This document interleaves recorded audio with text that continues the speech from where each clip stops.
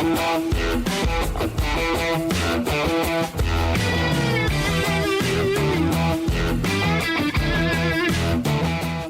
to season 2022 of Coast to Coast, coming to you from Mineral Resources Park, the home of the West Coast Eagles here at Lathlane. I'm Steve Bandy, just some nobody, but this bloke needs no introduction. It's the 59 gamer, up-and-coming superstar of the competition. Haven't seen much of him so far, but we're going to see plenty of him on this podcast. Oscar Allen, how you going, man? Good, mate. It's good to be back. I'm sorry that we couldn't get an episode out before the start of round one, but it's great to be here, and it's great to be here with you. I think we've got some great chemistry, and unfortunately, there is an elephant in the room. Well, there isn't, sadly. We are missing the elephant. We are missing the elephant that it was normally here. I'll let you touch on it, Thump. Oh, sadly, mate, he's just not going to be a part of the explosive lineup that we produced in 2021. And no hammer time. No, and there's going to be a lot of changes because he brought a lot of the energy and a lot of the niche sort of categories of stuff that we did. And he was a big Instagram man because you're a famous man. You don't check every Tom, Dick and Harry. Famous is a very grey term that you're using there. I'm far from it. And when you're talking about 59 games, that is also very underwhelming. So we might have to scrap that one out for the time being. However, there is a silver lining with it just being yourself and me. Go on. More guests this year. Yeah. This is something we're going to aim to have a guest a week for you guys. So I know we just mentioned the socials and there hasn't been much access, but I'm at Oscar.Allen7, you're Thumpalicious. Get to us and let us know what guests you want firstly, but also any segments you guys have ideas for. We're working through some things. So you just wanted to write the show for us, essentially. So you guys do all the work and we'll just come out and perform. Yeah, no, good. You've got producer written all over. Yeah, thank you. Oscar. But at the same time, they have Buckley's chance of getting a question in for today's guest because we already interviewed him. He's left the room. Yeah, sorry. So don't ask TB questions. Ask questions for... Wait, can I say who the guest is today? Yeah, it's TB. I already have it. It's TB. So he came in earlier. He had to go. He's a very busy man. And now you're left with the two numpties to chew the fat. But he was quality. It's like Memento. It's just the podcast has shifted out of order a little bit. He has such a beautiful, raspy voice. It's amazing. Everything about him's beautiful. Yeah, let's move past that. Before we go on, so we got Jermaine Jones next week. I've teed him up. We do. Yeah. Awesome. Which will be interesting how he goes. Can you guys let us know some questions you want for Jermaine Jones, JJ, coming off a terrific performance on the weekend? I'm not sure if you want to get into that right now or we can leave that till later in the show. We'll get there pretty soon. Because we're just going to touch on Gold Coast. Firstly, where'd you watch the game?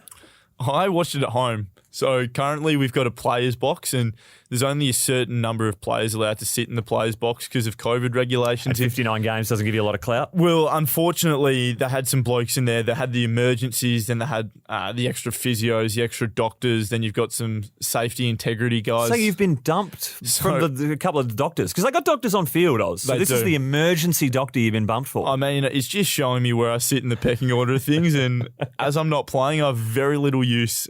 This is all said in satire. Don't make this a big thing. So no, I comfortably watched it from home, and although it was promising, it wasn't the outcome that we wanted. All right, well, that's a one-sentence answer. Give me a little bit more in-depth sort of review from Oscar about how you found it. I thought it was an amazing intensity that they showed in that first quarter. They talk about West Coast being the worst pressure team in the comp. There was clearly a heavy emphasis on tackling in the pre-season. And when you've got, 6 of the 10 top BNF players out, 12 year starting 22, I thought they came out of the gates roaring. Yeah, they did. They played with a lot of energy and intent, and that's something we were focusing on. And regardless of the cattle you've got out there, you can always play footy with energy and intent. And I think the way that the AFL is being played at the moment, anyone can almost beat anyone. And you see these huge momentum swings. And if you're off the boil for 5-10 minutes, the game can get taken away from you pretty quickly. So it's important you start games well. And I'm really glad we did that. We had a red hot crack for the day, but we weren't good enough for long enough. And the bottom line is there was still a lot of improvement to be had.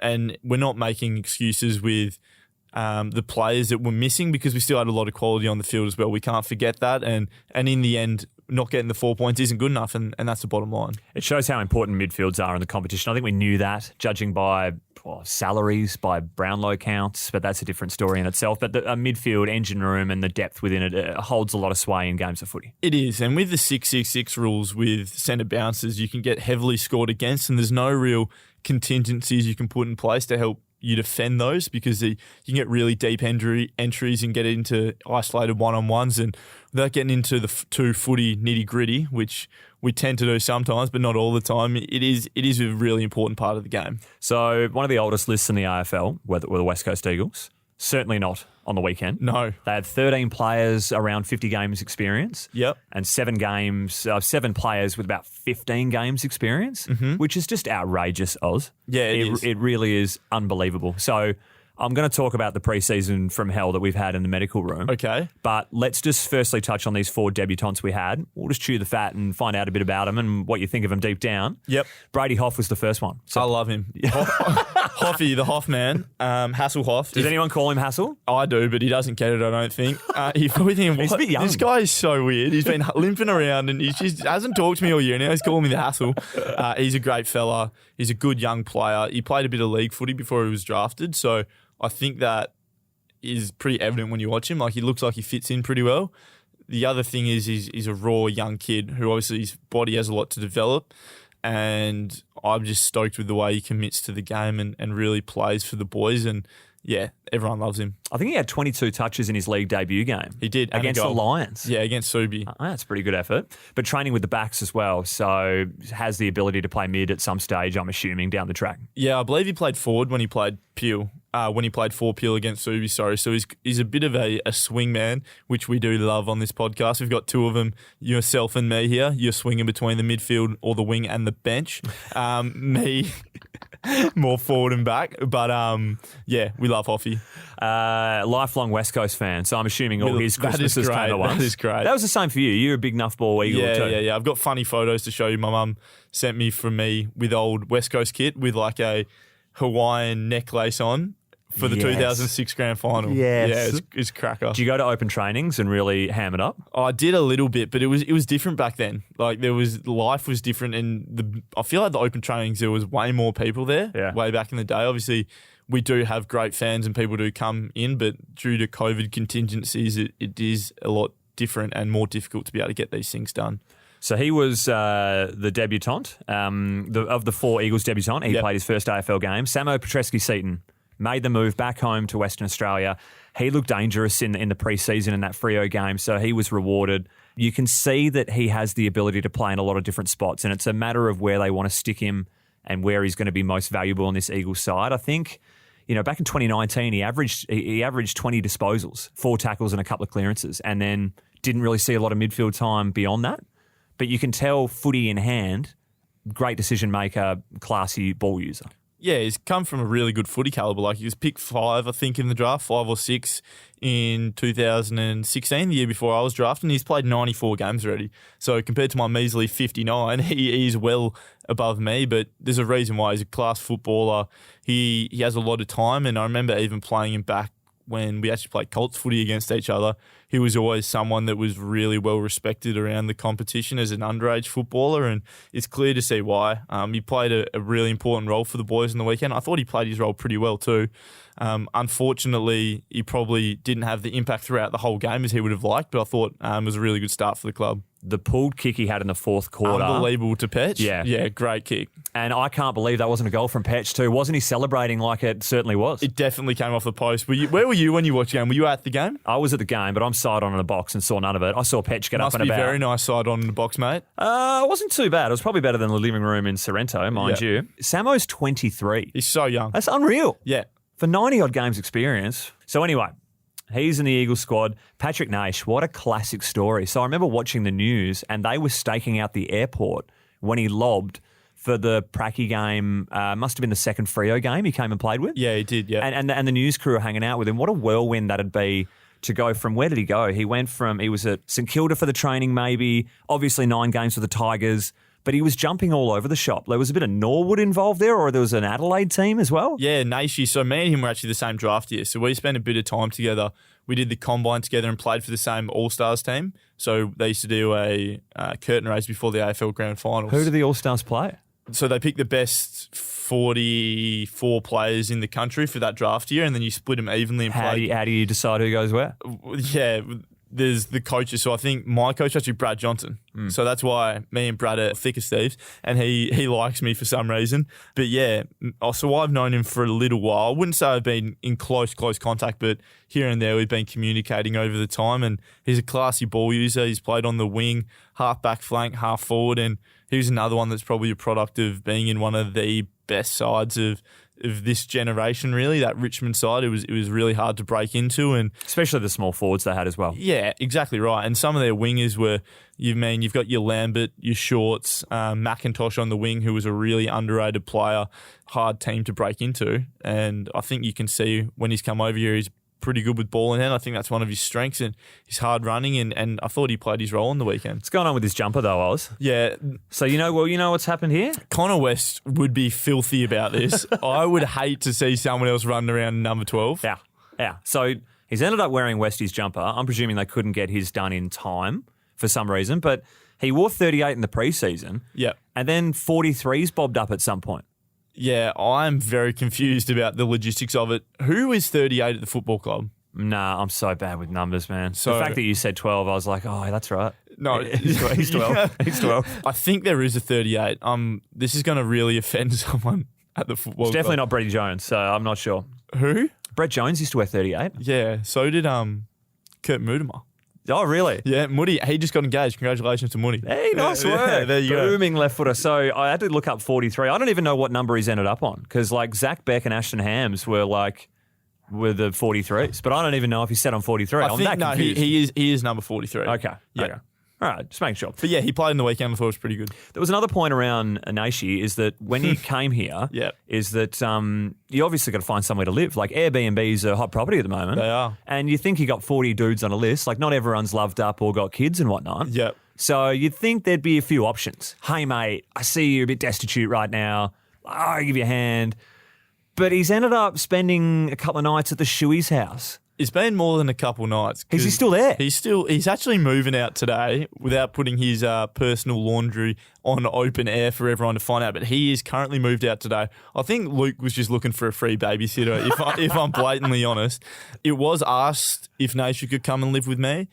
Who asked? Don't want to throw on a bus? Luke Shuey asked me. So I think Shuey has gone around the list throwing out who wants to host this bloke. And I honestly considered it. What do you got going on, Oz? It's a big house. It's not that big. Mate, mostly what I've got going on is I've got my partner who runs the show. Yeah. He's a good-looking man, though. She's a bit worried. Yeah, I'm very worried. Fair enough. Then I've got my dog who runs the show secondly. Free dog walker. But then I've got my roommate as well, Josh Smith, former West Coast Eagle. How's Smithy doing? Smudgy, yeah, he's going great. Sick. Is he playing waffle footy this year? He's playing at Perth. Again, sweet. Yeah, but so there was a consideration for him to come and move in. I'm more concerned that Jakey Waterman, I'm throwing a fellow forward and a good friend under the bus. Jakey Waterman here. He lives in a house. Yeah, Jakey Waterman here. He lives in a house on his own with no one else there, and there's 3 bedrooms. And he said, there's not enough space. I like my personal time. So, mate, that is the biggest cop-out I can ever hear. He's got himself and his big black Labrador Muzz. Huh. Like, mate, come on. You can have nature for a couple of days, mate. But yeah. It's big time under the bus, and I love it. Yep. So, final one. Hugh Dixon.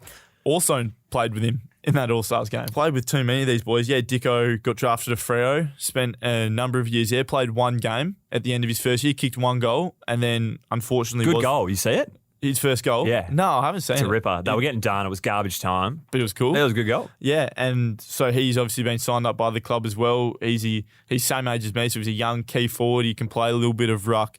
He's got good hands. He's really, really skillful for a tall fella.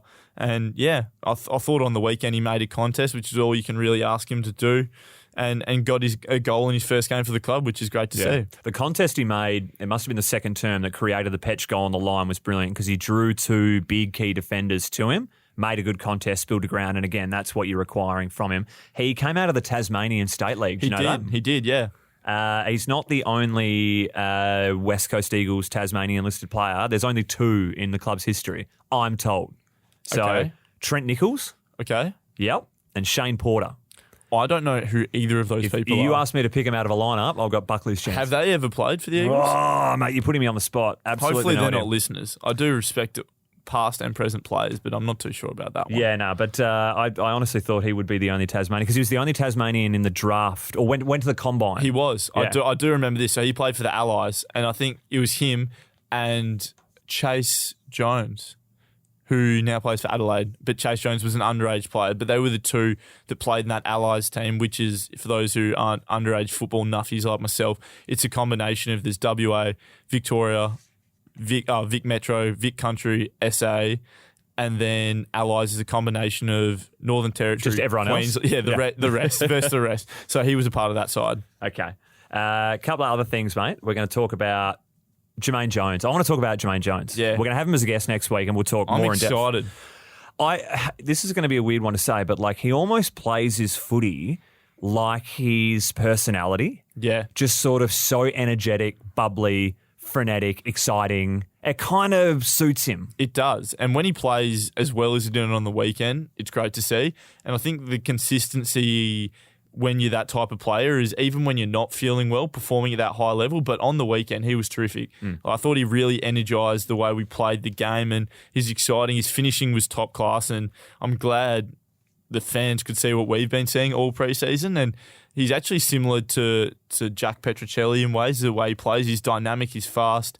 And I'm really, really, really glad he had a good start to the year because he's been going terrifically well in the preseason. It's classic they're both in the forwards group, although Jermaine's is kind of shifting with our holes at the moment. But who had the better preseason? Petch or Jonesy? I actually think JJ's had a better preseason purely because Petch has done crazy things over the last preseason for a number of years, and this is the first time JJ's really torn a preseason apart because he's had some injury worries, and I think in his first preseason he was picked up. He was a SSP or a preseason draft pick, so he wasn't there for the whole time. But yeah, really happy with how he's going. He had a career high 21 disposals on the weekend. I asked him about the moment he had where he's ended up collecting it on the back flank and had like 2 1-2s.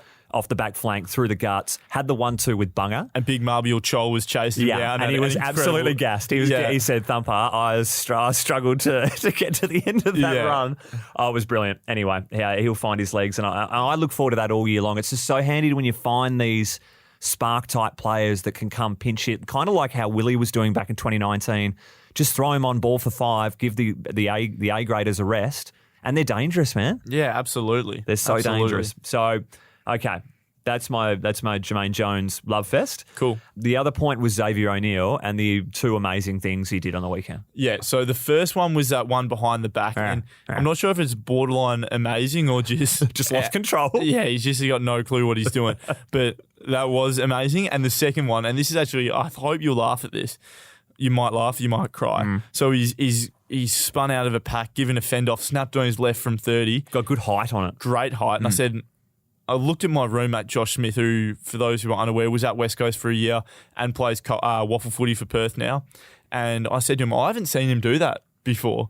And he said, we haven't been watching enough waffle footy because I've seen him do it many a time. So it is something that he does have in the kit bag, and it's just takes a couple of years at times for players to develop to be able to bring out these exceptional moments of talent and raw ability in front of thousands of people and against really high quality opposition, really. And I'm glad he was able to do that, and hopefully that confidence in that moment can spur on some confidence for the future for him. I had a lot of respect for him how he ended the waffle season last year because he was playing very hurt for the last few games, and we were so short on numbers. I don't know if you remember in the waffle because we weren't going to make finals to a certain point. It was like, do we rush these players back that are battling injury or have looming surgeries? And O'Neill Zave basically had to guts out and say, look, I'll play through it all. And I just had a very large amount of respect for him to guts it out and not just collecting 10 touches and being, a witch's hat out there. No, being one of the best. Played some good footy out there as well. We love that. Was that Zach Langdon's first pack mark in his career, the one after the behind the back? Nah, he is such an underratedly good, it's not a word. He's a really, really good overhead mark for a smaller player.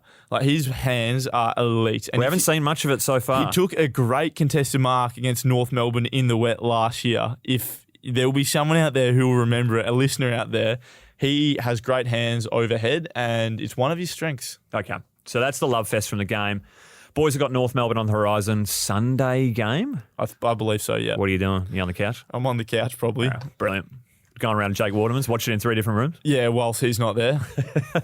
Okay, so I just want to touch on this preseason, Oz, and how remarkable it's been from a tragic point of view. Yeah. I'm assuming you've never seen anything like it. No, I have not. So the first domino to fall, barring Jack, was Cripper, right? Did Cripper really start it all off? Well, the first domino to fall was unfortunately Brad Shepherd. Yeah, we're going back. Yeah, okay. Yeah. Yep. So and who we'll talk about a little bit later. We will have a discussion about that. But yes. Yeah, Shep was the first one to go down. Yep. I believe the next one was, in fact, Cripper. Were you out there training at the time when it happened? I wasn't, no. No, sorry, I had fallen down before Cripper. Okay. I thought you might have corrected me. I was like, well, I'm glad it's not him, because he would have said if it was. Yeah, so I think it actually might have been selfishly put myself that fell down. All right, well, then let's talk about you for a second then, because the stresses in a foot from an amateur football point of view is so fascinating to me, because it's clearly a load thing which amateur footy players, unless your foot is built terribly, you're probably not going to go through it.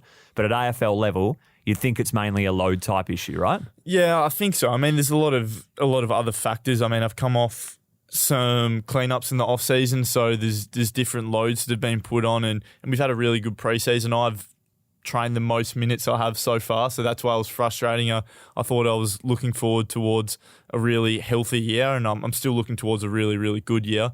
Just unfortunately won't be a part of the very start of it. But yeah, it was one of those things that kind of popped up out of the blue. And what is it? Just a sore top of the foot? Or you basically sore forefoot, and it was really sore. Couldn't walk for a period of time, but we're making really good progress. And it's one of those injuries you just have to respect and take it day by day. But fingers crossed, right now it's looking really good, and we're hoping for continual improvement and hopefully be out there soon. Very frustrating that you can't really rehab through it. You just got to hope that the moon boot is fixing it during its inactivity, right? Well, yeah, it's one of those injuries where you have hamstrings or tendon issues or whatever it might be, soft tissue, tendon.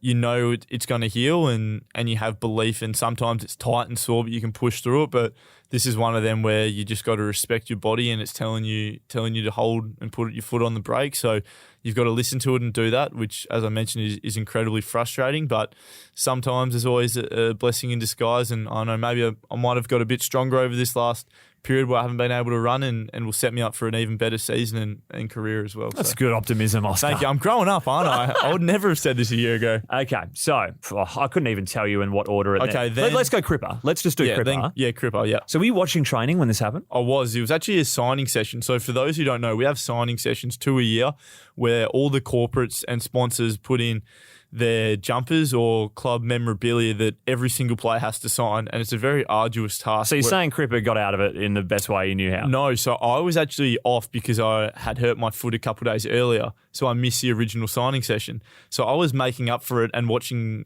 I think it was a match play. It was close to our first intra-club, and I was signing, and it takes about 2 hours, and you're signing hundreds and hundreds and hundreds of jumpers with your same old boring signature, and I'm trying to find a spare spot because 44 other blokes are already on the jumper, so it was very hard. There's some very greedy signers in the team that go way overs on the font size. Incredibly greedy, and some that don't quite understand it yet. So Campbell Chesser hasn't written his number on any of them. Jake Waterman, you're only supposed to sign on a particular part. He signed on the completely wrong part, so he's ruined a bunch of 20 jumpers at $150 each, which the club has to redo. Apart from that, so I was watching the game, and then I saw him go down, and he was on the far side of the ground. I wasn't sure, looked like a shoulder, and came back a peck, and he's on the mend though, positively. He's making good progress ahead of time, but at the same time, I've heard it's one of the more painful injuries you can do in AFL football. He looked pretty sore. Yep. Brutal. So Cripper's gone. Coley ankle. Yep. I saw him scooting around on the little mini bike today. Yeah, and I said to him, mate, I know you're in a world of hurt, but gee, that looks fun. Yeah, it does look a lot of fun. Yeah. I wasn't at the club as well. I was at home. This was during my my personal stage of resting at home after my injury, and the club just said have a couple of days just to get your body and mind aligned. Do you like that? Love it. You love it. So I wasn't at the football club, and then I messaged to one of the boys, how'd train to go today? I think Coley rolled his ankle, should be 1 or 2 weeks. Yeah. No worries, still right for round one. He believed that, really. Yeah, he did. He just thought it was a run-of-the-mill ankle. And I messaged him, I said, how's it going? He goes, yeah, a week or 2. I was like, oh, cool. Yeah. And then next thing I hear, he's out for a prolonged period. Crazy stuff, eh? Unreal. You're pretty close to him, right? Yeah, relatively. How's his mental state been through this period? Good. Coley's one of the more down-to-earth people, and he's just one of the great fellas, so nothing really phases him. I'm sure, actually, I shouldn't say that. I'm sure it would greatly affect him that he couldn't play and he'd be incredibly disappointed, but the way you feel and the behaviours you exude can be completely different. So I'm sure internally he's distraught that he can't be a part of this part of the season, but his behaviours are, you can't really tell. He's still the same great bloke that he's always been. I forgot he finished in the top 10 last year. Yeah, me and him actually had a bet. We had I won't say what it was, but we had a bet of something that we would have to do for each other. And Did you believe you were going to pip him? Well, no. So I believed he'd beat me, right, and he believed I beat him. Right. So it's just two guys trying to act like they're good fellas, which isn't true. He's a good fella. I'm not. He beat me by 1 vote. No, 2 votes. Because you finished 10th, right? I finished 10th, he finished 9th. Yep. And I swear it's because I got knocked out in that final game against Brizzy. But yeah, Coley, he had a great year last year. Yeah. Taking some good strides, absolutely. Yes. This is going to sound a bit rich because there's so many hard luck stories throughout the entire preseason, but this one was the biggest dagger, I thought, is that how long Greg Clark has been waiting for an AFL opportunity, countless drafts, overlooked. You know, he would have played. Like, look how short we are in the midfield right now, Oz. Yeah, he'd be playing, yeah. He would 100%. be. It grinds me that it was so unfortunate. I think because he hurt that shoulder in the Waffle GF. He did, yeah, it's strapped, yep. Yeah, and for that to happen again, heartbreaking. It's not like a Campbell Chesser who you know is going to get another chance down the road. Who knows what Greg Clark's sort of trajectory is going to be for the rest of the year, whether he will get that opportunity when everyone's back fit and healthy. I hope he does. I think he will, but there's a chance he won't, and he would have had it now, and that's why it's so hard to grapple. I reckon he will just because of how professional he is. He's one of the more professional blokes on the list. He's got Mark Hutchings vibes, and if you know what that means, you know what that means. He's super professional. He takes care of his body, and it was just a run-of-the-mill incident during an intra-club, really, which was pretty disappointing, but he is like Cripper and making really good strides, so happy for him. Yeah, he's a bit ahead of time, which is pleasing. Then it was the Doomsday game, This was atrocious. Because we were watching it on the balcony together. Yeah, and we were looking at each other every 5 minutes. So the first centre bounce of the game, free kick against Dom Sheed holding the ball. Dom's not manning the mark, and everyone's like, Dom, just man the mark. He did his ankle pretty badly, and so he's gone off. And you and me look at each other and go, that is no good. And obviously, we're not sure how bad it is.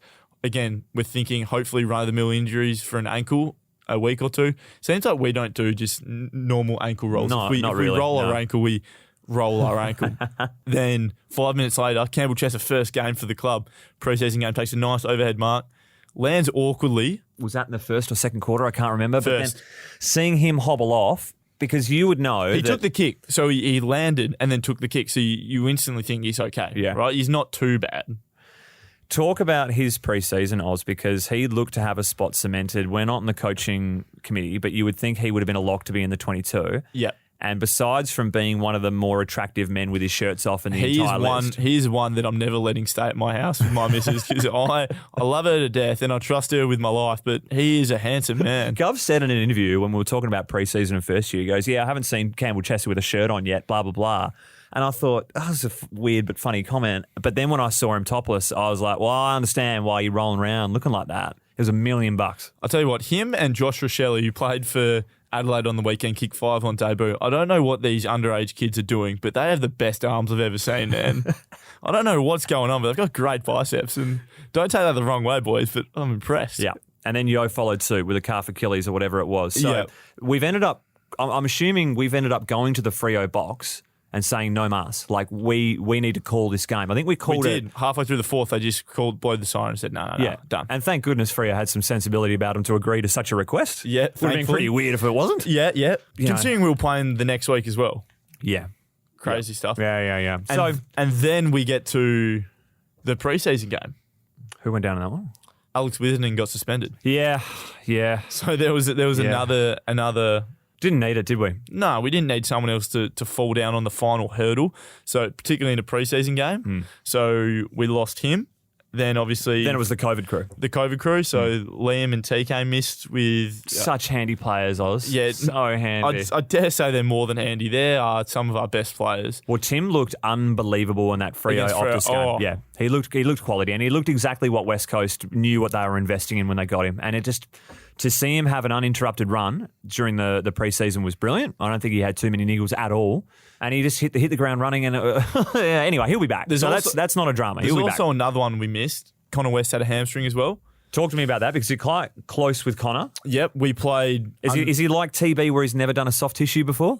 I don't think so, no. So he grew up and was the same age as me. We played against each other. He played for Joondalup Kinross. I played for Whitfords and then Duncraig. And we played West Perth together from the ages of 13, 14 onwards through Colts footy. Played state 18s together. He's a great fella and one of my good mates. Really unfortunate. He was another one that was in line to play. And he ended last year really well. And then, unfortunately, we had another injury for another SSP player, one that we haven't yet spoken about, and that's Tom Joyce. Yeah. Who did look in the frame as well to play some minutes. And Joycey, I also played 18s with him. So I've got a connection to all. You're getting around us. I know. So Joyce is a year younger than me, and he played underage footy with me. He's a year below me, and this guy is a jet. My words. Oh, he's so good. So why are Brisbane letting him go, Oz?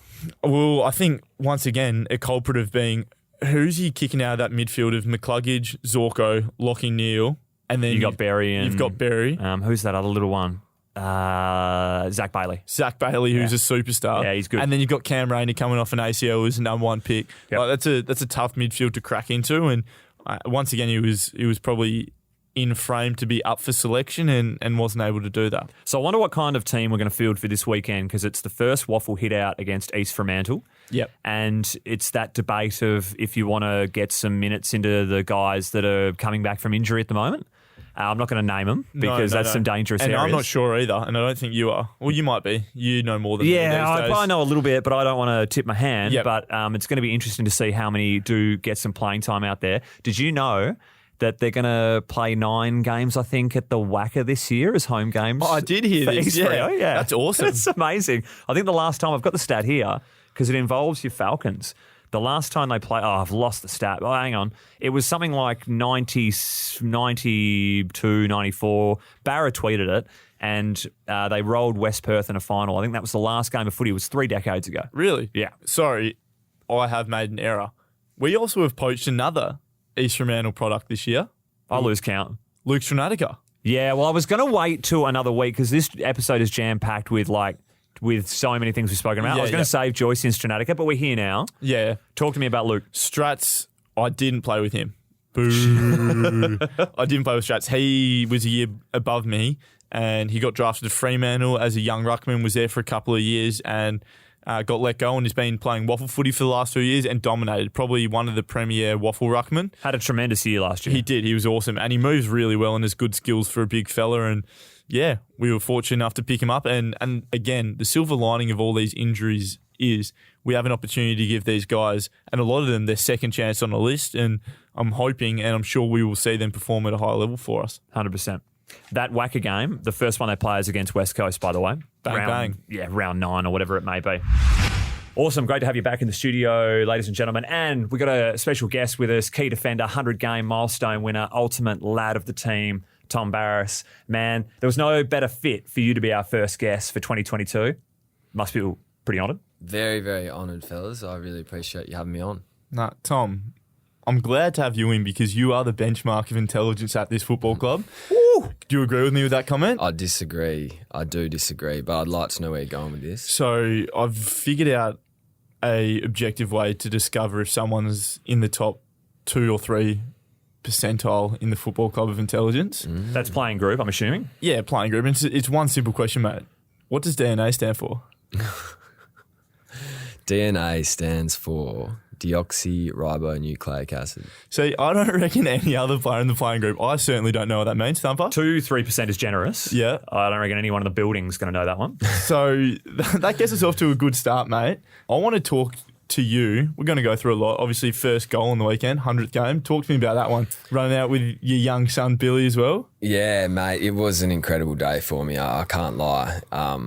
I got to run out with Bill and see my missus before the game and have that moment, which was really special. And then to kick my first snag in my 100th game, I think that one was a blessing from upstairs. I really do. It was, I couldn't believe it. I was absolutely pissing myself the whole way back to the square. You just had too much time to think about it, I'm assuming.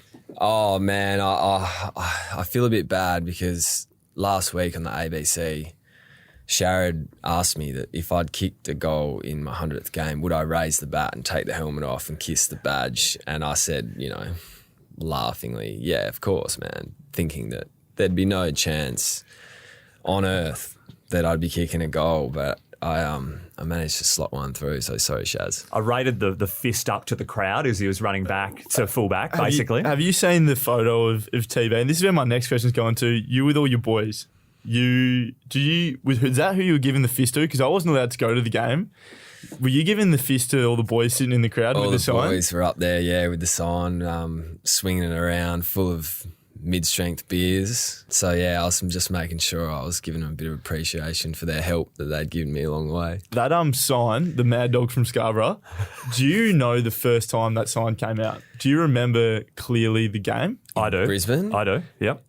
Yeah, I do remember it. And I was as shocked as anyone. So, And my old man would be rolling in his grave. He wasn't happy about it, was he, T-Babe? He would be pissed off if he knew about it, but that's a separate issue. so that game was my first travel game. Really? So that was my second game, first game out of WA.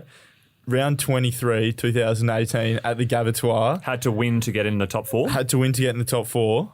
We won. So we came out of the change room and there were fans like lined up. I was like, this is awesome. Like, this is what every away game's going to be like. No away game like that is ever in that place. And then I see the big sign for TV. I was like, yeah, I can't wait. One day, like, there'll be a sign for me. There's been nothing for any other player ever since. I've never seen anyone being so adored as yourself. Have you got in contact with the original dude that had the sign, or do you know where it come from? It was a female, wasn't it? Yeah. I haven't independently approached her, but I made sure she knew that I was very grateful that, for the support, and I was very surprised that she was listening to the trash that was on Thumper and Scully's podcast. That was Backchat's reach at the time, going all the way to Queensland. That's how you get the sign, Oscar. Like, step out of line and make poor gags on a trashy podcast. They'll get you a sign. Oscar has spoken about Instagram DMs and fans or supporters hitting him up when they blow his multi and they say, you're a disgrace, you should have got this many touches or kicked this many goals. Did anyone hit you up from a goal-kicking point of view and been like, mate, I'm now living on the coast in City Beach thanks to your brilliant goal? No, well, one of my mates, Rexy, he said that he went to put a few bucks on me to kick anytime goal scorer, but apparently it'd come right into $4. It'd come into $4. It'd come into $4 because they must have been wind of me playing forward or something like that, so he didn't bother. But he missed out on a keen $40 there. Keen 40 buckaroonies. Yeah, so his loss. I've got a couple of questions for you. So you grew up in WA your whole life? Yeah. A Scarborough boy. Went to Hale. Mm-hmm. You beauty. Another Hale boy. I feel outnumbered in the studio. Mate, when they're two Hale boys, you can probably take most of them in fights, I'd imagine. I've had some discussions with you. You probably don't remember when you got drafted, and I was just asking about whether you thought you'd be a footballer. And most guys, and you and me, are a bit different. We weren't a part of any like academies or anything. You never really actually think you're going to play footy for a living. You're just going with the flow. Do you want to talk to me about your upbringing and then that stage if you get to 18, I'm actually not too bad at this. Like, I can actually get a kick, and how that transpired for you? Yeah, I suppose it was an interesting time because like you, I suppose, and like lots of other blokes who are 16, 17, you don't think you're going to forge a career in AFL and play, 10 or 15 years in the AFL. And so I was concentrating on my studies and I'd plans to go travelling, and I'd also planned to sort of not play footy and to sort of at all? You just weren't going to play anymore? I was not going to play, and I was going to work and earn money and go travelling. And my mum sort of made me, really. She sort of said, if you don't want to play footy, you've got to do something else. You've got to have some co-curricular thing, Tom. You can't just skate around and be a daro. You would have been one of the better ones, though. At what, skater? Just being a skater, Darren. Being a cool dude. You'd have been unbelievable. Yeah. Oh, well, it wasn't too bad. But so I decided, I'd play, and I'd go down to Claremont for the pre-season. And I remember I wasn't hugely fond of pre-season, and I still am not. I haven't met many that are, Oz. Yeah, funny that. No, and it got to the last training of the Claremont Colts preseason, and I remember the coach and the footy manager called me in, and I was almost crying on the way to the office because I was so filthy that I was getting cut on the last day of preseason. Round one's just about to come around, and they'd asked me to be the captain, which completely caught me off guard. But to bring it back to your question, it sort of ruined my plans to go travelling in the European summer. So you miss your sail around Croatia to play AFL football? Yeah, so I missed my sail Croatia and my Berlin party, and captain the Claremont Colts, which was an honour, and I loved it. And I have to say I was really honoured to be given the position. And it all come from there. I was lucky enough to get selected in the state team off form that I didn't think was that great. And then I had felt like a subpar state carnival. We were lucky enough to have team success at Claremont, and I was lucky enough to get drafted afterwards. But it was all very much in the context of I wasn't banking on it by any stretch, and I was never really feeling like I was one of the top performers in the team or in the state, for that matter. That answers my question. He's always been a humble man, very humble, because not only do you think you're going to get cut, you end up becoming the captain. You weren't sure if you were playing well and you became in the state team, and you didn't think you played well and then you got drafted. Did you get symbols or colours while playing first state aim footy at Hale? Yeah, I got colours. Which is the highest accolade you can kind of get in the team? So is this like playing first 11, in the first side from an early age? If you're decent in the team, basically, you get colours. You get symbols, and if you're the elite of the elite, you get colours. Do you get colours? I got colours, but it was only because we won the Alco undefeated. We had a great team. I was sort of coming into my own, I suppose, as a backman. I'd never played as a backman really before, sort of the year before that, which was a couple practice games, and just got squeezed out. Yeah, I suppose I was a late developer. I was an underage Colts player, and it seemed there was no position for me that suited other than sort of back pocket. And I remember I had one good game against Perth in a practice match, and I've never gone back. I don't know if you might have remembered as being a keen West Coast Eagle fan, Oz, but there was one pre-season, TB will tell the story, that he came down when we were training at Floreat Oval or Park or whatever it was, and we've rolled up that's when our pre-seasons were. We couldn't go on to Subi because there'd be Elton John playing or whatever was happening. And TB came to like week one of this pre-season looking the most jacked that anyone's ever, like just the difference in body shape, and it led the West Australian for weeks. It was like, how's the size of this bloke? Was it simply like a major focus of, right, if I'm going to play key position, this is an off season, like you're going to shred kilos when you're doing your running in the pre-season. This 2-month little section I've got, I just need to smash the carbs and just put on bulk. Yeah, do you remember that vividly? Yeah, I do remember it, and I'm glad you brought it up because I want to echo the idea that, it wasn't this ready-made thing and I was just going and I couldn't see it, because it wasn't that. And there's lots of things in my game that still aren't that great. And everyone's got strengths, and I think that's why you get drafted, and then it's your capacity to be able to improve those strengths. And obviously the plan for me was to be a key position player, and which meant one off season, it was a hypertrophy program, which, you're seeing the results with Aussie here too. You're doing intensive weights, you're running, the load is so much that you can't help but put on mass. And I think it's sort of a 3-year process really, where you're just trying to get bigger and bigger and bigger and stronger. And then eventually you can't run. And so you try and drop a bit more of that back off and you find where you sit. And really, I think as you get older and smarter as a footballer, you shed that weight back off because you realise that it's more about your positioning and your brain more so than your brute strength. And you see that in great players like Ben Stratton or Rampy, these blokes who are able to defend undersized because they're so sharp with their positioning. Every time I used to see Bubba Ainsworth around the club, he'd always have the protein shake in his hand, and he'd always be crook. He'd always feel crook because he'd just have to continue to eat and train. And that's not a great combo to train on a full guts all the time. Yeah. But he had to do it. He had to try and gain the size. Yeah, I mean, people have different, and everyone's body works differently, right? And I think it depends how you develop as well. And I'm similar to TV. I was a really late developer and grower, and I think that's why I'm still going through a lot of injury troubles early in my career, because body's still growing into itself. Like I'm still growing, and you're still growing and developing skeletally into your 24, 25, 26 your age. So that's why I feel like there's so many injuries with younger players. You need to give them a lot of time to really set into the program and understand what they need.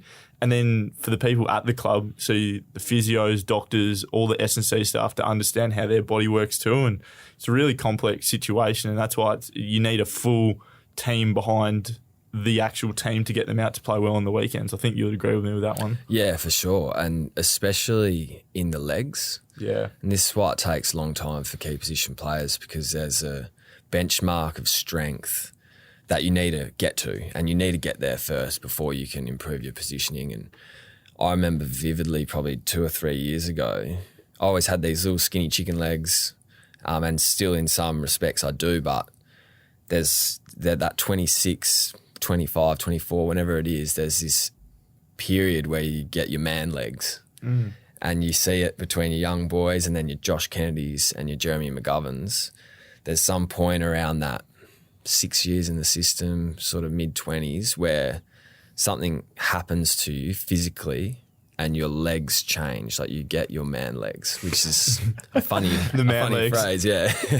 We haven't got him for too long, Oz, so I'm going to ask him one, you do the next one, get one of your better ones. You go, mate. What I haven't asked you about, when we were doing the testimonials for your 100th game, one of the clear-cut messages from teammates was just your ability to be a fantastic teammate, to blend with the old and the young and to merge them together. Probably one reason why the Fines Master got handed to you, and maybe the leadership role as well. Why don't we couple them together as equally impressive mantles?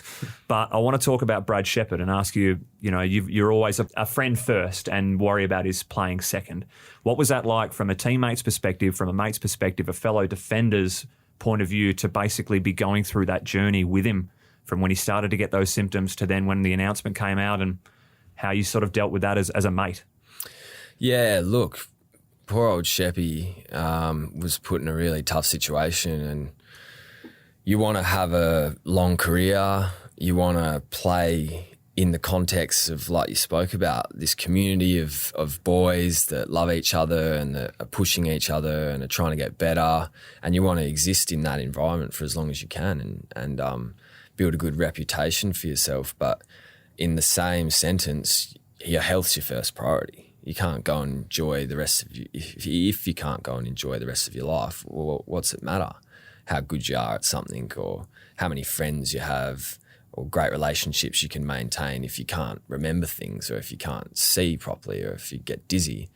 And so for me, it was a no-brainer there with, it was just support, and you have to prioritise your health, there's football, and we all love football, but it exists under life, and the capacity to have a family and to support other people and do all these things that I'm sure Sheppy wants to do and that we all want to do. And for me, that was a no-brainer. That if you're having concussion symptoms, you should stop playing sport. That was my take on it anyway. Yep. And then just a follow-up to it is, with the absolute destructive pre-season that we've had from a medical point of view, and Sheppy being taken off the list, being a part of that, who are some of these other defenders that have caught your eye, or somebody you're blending with and that you like the look of thus far that you can tell the listeners about? Well, I can tell you listeners that Luke Foley's really coming into his own. He's had that sort of 3 years in the system now where he understands the game plan. He's worked on his own craft. He's physically ready, and he's just been waiting for an opportunity. So I think he's ready to take the next step. He's got some really great strengths to him. Harry Edwards is in that same boat in terms of understanding how he fits into the team, understanding his own strengths, and he'll probably keep honing his craft, because you have to. It is quite a difficult position being a fullback, especially when you're young. So I think they're two to look out for, and I think whether he stays as a half back, I won't be sure, but I think Brady Hoff is going to have a good career, and I think he's going to develop as a player and change into possibly, a very, very dangerous player. Looks very clean in the early going for a first gamer. I love Hoffy. He's just so confident. I spoke to him this week, obviously after he played his first game in the weekend, just the way he attacked the contest, and he's just got this ingrown confidence that he doesn't seem rattled. Like he's 65 kilos dripping wet, and he's just so committed to the cause. And as a fellow player, obviously you play with him on the weekend. I wish I was out there. You could just tell that that's all he wanted to do, and that's all you really need from a first gamer, right? Yeah, I want to also add what's impressive about Hoffy is he really has adopted this beginner's mindset, which in a game of footy where everyone's such competitors and everyone's trying for the same spot and everyone, wants to play for the Eagles, ego can interfere when you're getting feedback or you're getting told how to do something or you're trying to learn. And Hoffy's just got this straight up and down. He's always willing to hear things. He's always trying to get better. He understands that you want the best out of him.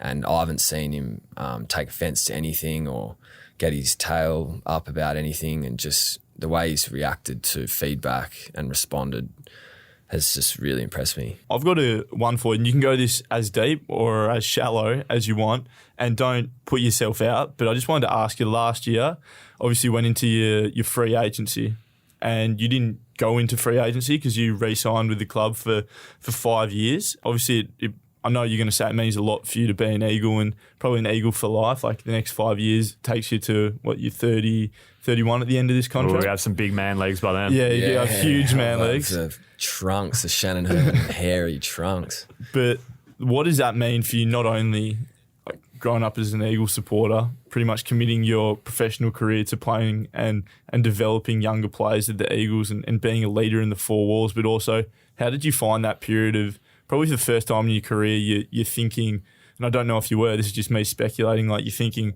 well, do I want to be a West Coast player for the rest of my life? What's going on with my future endeavours as a footballer? Yeah, it's an interesting question, Oz, because it's the one time in your career where you're faced with a decision about the thing you mentioned, like value. I always wanted to play for West Coast. I've always wanted to be a one-club player, and that's something that I value. But where does that sit against job security? Because I have a family, I've got a mortgage. There's all these different factors, and not just against staying at West Coast. Like I've got my family here in WA. There's so many variables that get put into this one equation, and it seems like it's simple, but it's not at all. And you've got to try and put weight to all these different variables and make a decision that includes job security, ease of life, family support, financial independence, all these different things. And I was, really lucky that West Coast offered me some security and a fair deal. You're never going to get what you could get somewhere else. That's just how free agency works. But the whole total sum all added up to me, and a fair deal was going to be the thing that got me over the line with a bit of security. And, mate, once that security was on the line with a number of years, it was all over. It was a no-brainer, and I'm really grateful to have had the opportunity to try and become a one-club player. Yeah, well answered, because I think a lot of people that listen or just speculate, observe from the outside, they don't realise everything that goes into it. They just think dollars, like where gets you more dollars and that's what I'm going to do. But like you've got such a tight-knit bond within a playing group. You think about all those relationships and like you don't know what's going to happen. So say you did leave, you're probably not maintaining a lot of those relationships as well. And then the relationships you have in Perth, like your whole life and identity being built around, even if you don't perceive it that way, other people do, a West Coast Eagles player. It's one of the harder decisions, I reckon, most, if you're lucky enough to get to this stage, right? I mean, it's a positive you get into a stage where people want you and want you to sign you for a long-term deal, but it is a really tough decision, and I'm bloody glad you're staying. Oh, I'm bloody glad the club offered me the opportunity to, and it is a hard decision because you're not really equipped to make these decisions, I don't think, or I didn't feel I was, because I'm young and I've got lots of different things on my plate, and everyone's circumstances are so individual and so different. And you're making a decision about, your future and a big decision with lots of weight. And so I think I'm really lucky to have good people around me to give advice. My mum was really helpful. There's other few role models that I had, even within the club, that were really helpful for me. And I'm glad that the club had faith in my abilities, and it was an easy decision for me. Last one, CB. I know you're very void of sleep. The eyeballs are rolling around in the back of the head there, the perils of an infant child. But before we go, Fines Master, give us an update. Who's getting stung the most? Have you still got the wheel? What's one of the more outrageous spins of the wheel? Just give the fans a little taste without going too far and being on the back page of the West tomorrow. It's pretty controversial, Thump. Yeah. Just dance around the edges for me, mate. This is pretty controversial. Just dance for me. I'm surprised you even said the W word there. Right. The wheel. You brought up the wheel on back chat. You can't undo what's been done. I'm trying to think. Jack Redden's compliance is terrible. And so we've had to have a bit of a standards reset, and the whip cracked, and, boys were getting a bit tardy with some of their stuff. And look, it's increased, you got to do Vax Volt, you COVID tests, all these things, cognograms. It's a lot. It's a bit going on. And so Jack Redden there's $20 per sort of missed compliance. Jack Redden's be $250. Easily. Zach Langdon cannot get a buck off him. Been trying for weeks.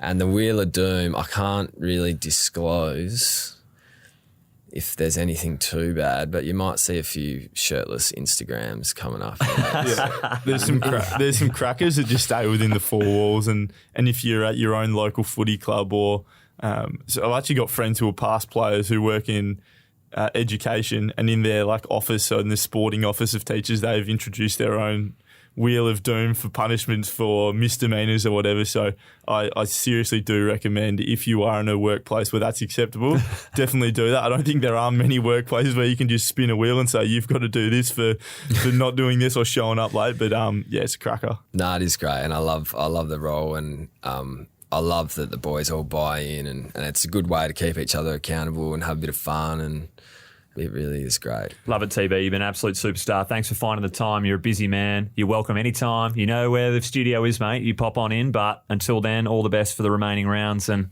good luck for the season, eh? Nah, love it, fellas. Thanks for having me. No, thank you very much, TB. Hey guys, Elliot Yo here. Make sure you tune in to Coast, the podcast that no one's listening to. Yoey. What? Did you like that? No, I hated this. What is this going on? I remember JK did this a couple of years ago as well. I said to Yoey, just take the Mickey with one of your promos. This is so annoying. Why does no one at the football... Can you guys get in the DMs of Thumper and myself of guests we can try and get in? We need to get some more respect on this club's podcast. We looked at it last year, and if I'm not mistaken, Thumper, we were in the top 50 sports podcasts in the country at one stage. We probably paid for that type of push, mate. Damn it. That's going to bring us to the end of the show. It's a long one. They won't all be this long, but there was plenty to cover, Oz. There was. You've been great as always. Thanks. So was you. Line ball. So many things we didn't cover. So the AFLW season hasn't got a mention yet. Dropping the skin fold tests. This is, yeah. Another week. I can't wait to hear about it. Your improvements on the golf course. Standard. Yep. The 30-year anniversary of 92 and what we got planned. Maybe it's time to re-pick our best West Coast team of all time. Oh, it took you about 20 rounds to finally get it out last time. Sorry, guys. I was going to talk about, we'll ask which was the better non-conceded point at Adelaide Oval. Was it Chapman or Eric McKenzie? Don't be silly. Easy's is in a final. It keeps the suspense for next week. Sorry. Yeah. All right, so Jermaine Jones, get your questions in. Appreciate coming back for Coast to Coast. We miss Hammer. I reckon a special guest at some point. Mate, there's every chance of it. 100 when we get desperate. Yeah. All right. Thank you, guys. Cheers.